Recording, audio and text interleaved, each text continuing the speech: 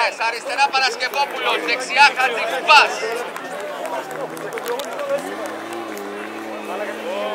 Κράτα το ευθεία! Ίσως η δυνατότερη κόντρα για σήμερα. Για να δούμε.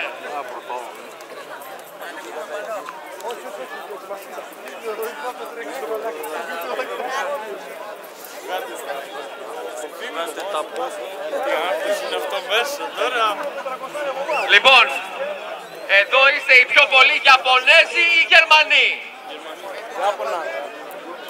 Ποιοι είναι Ιαπωνέζοι εδώ?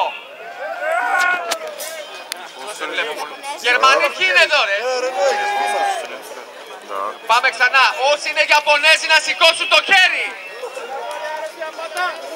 Για να σηκώσουν και οι Γερμανοί. Εγώ είμαι Ιαπωνέζος πάντως.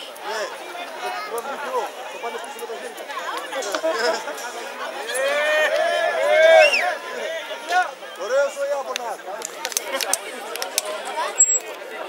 Λοιπόν, ο Κάκαρης είναι κολλητός με το Μαρκέρ. Γι' αυτό έχει και αυτό κόλλητο από πίσω. Τώρα πρέπει να τρέφει κιόλας.